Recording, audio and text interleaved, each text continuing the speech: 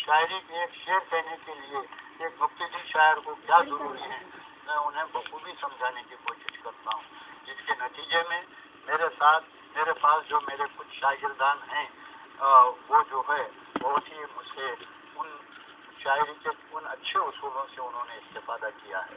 इस लिहाज से मुझे बड़ी मसरत है कि मैं अभी भी चाहता हूँ कि जब तक मैं बक़ैद हयात रहूँ, मैं मुब्तदी शोरा की को एक अच्छे शायर बनाने के लिए अपनी बेहतरीन सलाहियतों को अफ़ करूँ। मेरे शागिर्दान अजीज़ की तादाद मैं बताने से पहले सबसे पहले मैं आपके सामने ये बात रख रहा हूँ कि आप भी मेरे शागिर्द अजीज़ में तकरीबन 20 साल से शामिल हैं, और इसके बाद आप जानते हैं कि मुझसे आपको यानी जिस कदर जो है अच्छे मशवरे मिले, जो शेर कहने की अच्छी सलाहियतें जो आप में आई हैं, वो मैंने उसके लिए जो भी मेहनत की है उससे आप बखूबी वाकिफ़ हैं। और इसी तरह और 2-3 शोरा हैं। एक दूसरे शायर का नाम वहीदुद्दीन राज तखल्लुस है, कारीगर उनका ख़ानदानी नाम है। वो तकरीबन 3-4 साल से मेरे शागिर्द अजीज़ बनकर मुझसे जो है शेरी इस्तेफादा कर रहे हैं और अपनी कलाम की इस्लाह मुझसे करवा रहे हैं। नूर दिलकश एक नालवार का बच्चा है, वो भी शायर है और बहुत ही सूद गोई के साथ जो है शेर कह रहा है, और मुझे बहुत ही खुशी होती है कि वो बच्चा शायरी के रमूज़ व किनायात को और उसके उसूलों को ज़्यादा से ज़्यादा जल्दी समझने की उस बच्चे ने बड़ी कामयाब सही की है। वैसे एक गुलबर्गे में एक शायर रहते हैं काजी अनवर साहब, वो मेरे शागिर्द तो नहीं हैं, अलबत्ता मैं जब कभी वो अपना ताज़ा कलाम मुझे फ़ोन पर या मुलाकात पर सुनाते हैं तो मैं उनकी शायरी में कभी 1-2 शेर में ज़रूरी इस्लाह भी करता हूँ, और अलबत्ता शायरी के ताल्लुक़ से उन्हें शेर के ताल्लुक़ से, गज़ल के ताल्लुक़ से वो जो भी मेरे सामने पेश करें उसके ताल्लुक़ से मैं उन्हें मुफीद मशवरे देता हूँ। अच्छा, तो आप हमें ये बताएं, आज़ाद गज़ल जी हाँ और आज़ाद नज़म को आप किस तरह तस्वर करते हैं? आज़ाद गज़ल उस वक्त तक जिंदा रहेगी मेरे ख्याल में जब तक उर्दू ज़बान जिंदा रहेगी। उर्दू ज़बान का और आज़ाद वो पाबंद गज़ल, माफ़ी चाहता हूँ मैंने कहने में मुझसे दुश्वारी हुई, पाबंद गज़ल जो है उर्दू ज़बान की उम्र के साथ चलने वाली गज़ल है। अब जदीद शोरा ने एक अजीब सिनफ़े सुकून जो आज़ाद गज़ल की ढूंढ निकाली है, इसकी उम्र ज़्यादा तवील नहीं है और न ये याद रखी जाने वाली गज़ल है, ना और साज और आवाज़ पर इसको गाया जा सकता है।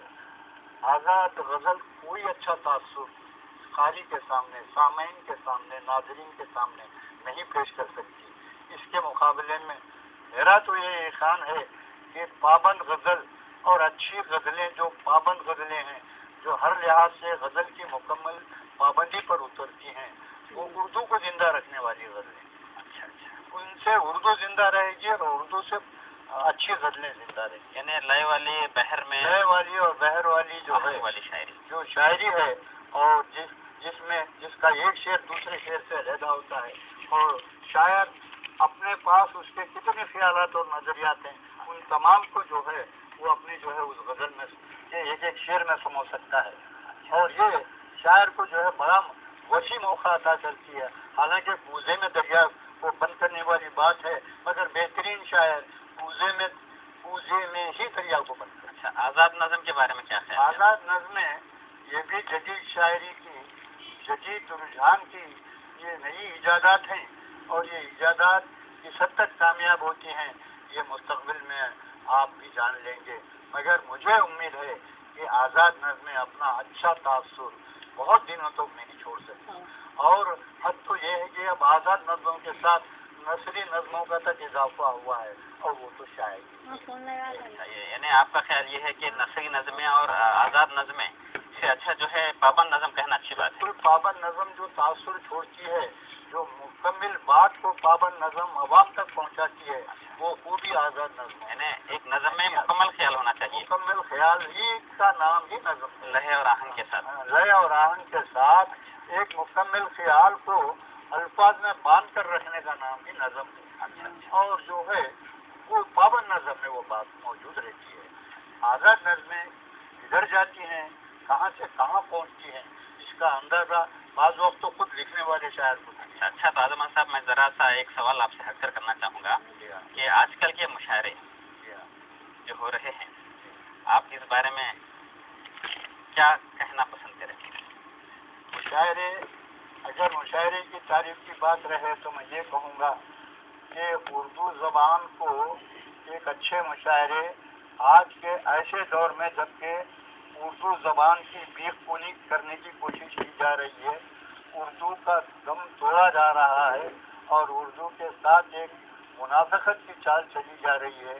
اگر مشاعرے اپنے معیار کو باقی رکھنے والے ہوں، قومی یکجہتی کے اظہار کے لیے مشاعروں کا انعقاد کیا جائے تو میں سمجھتا ہوں مشاعروں سے زیادہ کوئی اچھی مجلس جو ہے اردو کی ترقی کے لیے، عوام کی دلچسپی کے لیے، شاعری سے لطف اندوز ہونے کے لیے کوئی دوسری چیز، دوسرا کوئی محفل اردو کے مشاعروں کا مقابلہ نہیں کر سکتی. مگر وہ یہ رہا ہے کہ مشاعروں میں آج کل ایک عجیب قسم کا جو ہے ایک ایسا نظریے کے یعنی مطلب ہے کہ ایسے شعرا کو ابھارنے کی کوشش کی جا رہی ہے جو میں سمجھتا ہوں ترنم کے لحاظ سے گویے بن جاتے ہیں اور وہ اپنی چند ماسٹر پیس غزلوں کو نہ صرف اس ملک ہندوستان میں بلکہ جہاں جہاں بھی وہ بلائے جاتے ہیں اپنے اثرات اور رسوخات کی وجہ سے، وہاں پر بھی وہ اردو زبان کی کوئی اچھی خدمت نہیں کر رہے ہیں. آپ کا کہنا یہ ہے کہ جتنے بھی شعرا ہیں صرف جو ہے مشاعرے تک رہ گئے، جتنے بھی اچھے شعرا نہیں ہیں. اچھے شعرا جو مشاعرے میں ترنم سے نہیں پڑھ سکتے، گویے بن کر مشاعروں کو زندہ رکھنے کی کوشش نہیں کر سکتے، وہ برابر اچھی ادبی کتابوں اور اچھے ادبی رسالوں میں موجود ہیں اور ان کا مقام الگ ہے. البتہ ان مشاعروں کو جو صرف یعنی چند ہی غزلوں میں تو یہاں تک بھی جانتا ہوں کہ ایک 10-12-15 مشاعروں والا شاعر دنیا بھر کے مشاعرے پڑھ رہا ہے. اچھا تو اعظم صاحب ہمیں یہ بتائیں کہ آپ نے کہا کہ تقریباً 500 خطات آپ نے کہے ہیں. جی ہاں. تو میں چاہتا ہوں کہ ہمارے ناظرین کو ایک اچھا سا خطاب سنائیں. 500-600 سے زیادہ خطات میں نے کہے ہیں، صرف آپ ایک خطا سنانے کے لیے کہہ رہے ہیں. جی خیر ایک خطا آج یاد آ رہا ہے. جی ارشاد. برق سے آنکھ ملانے کے لیے آیا ہوں. اچھا. برق سے آنکھ ملانے کے لیے آیا ہوں، آشیاں اپنا بنانے کے لیے آیا ہوں. واہ کیا آشیاں اپنا بنانے کے لیے آیا ہوں، ہے میرے ہاتھ میں حالات کا جلتا سورج، میں اندھیروں کو جلانے کے لیے. اچھا بہت اچھے بہت اچھے.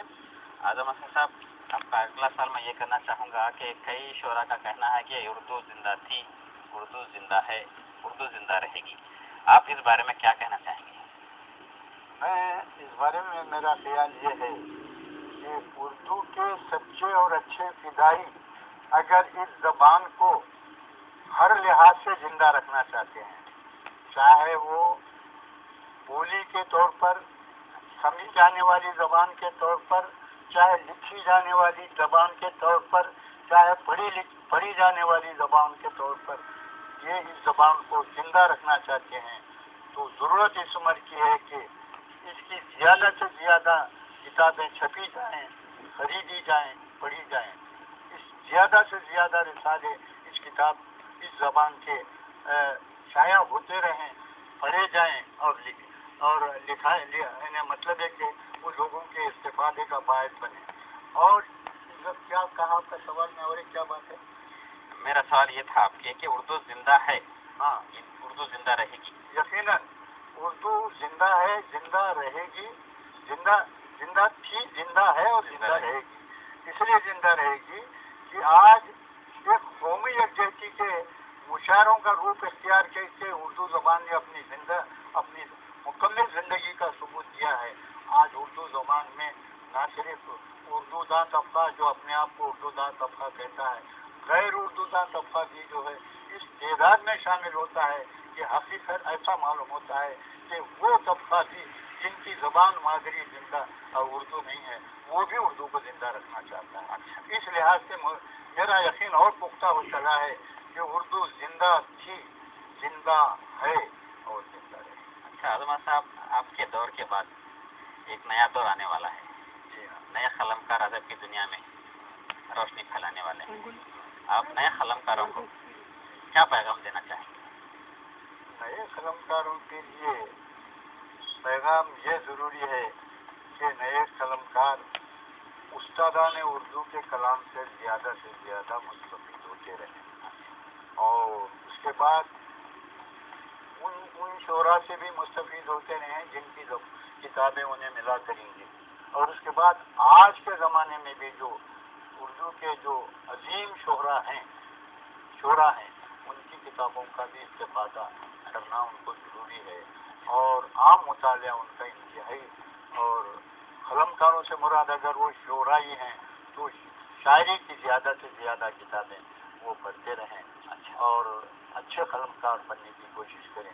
اگر ان قلمکاروں سے مراد نثر نگار بھی ہیں تو انہیں بھی نثری کتابیں جو بھی ہیں، بہرحال ان کو اپنے ذوق مطالعہ کو اس حد تک بنانا چاہیے کہ وہ آئندہ بھی مستقبل کے بہترین قلمکاروں میں ان کا بھی شمار ہوتا ہے۔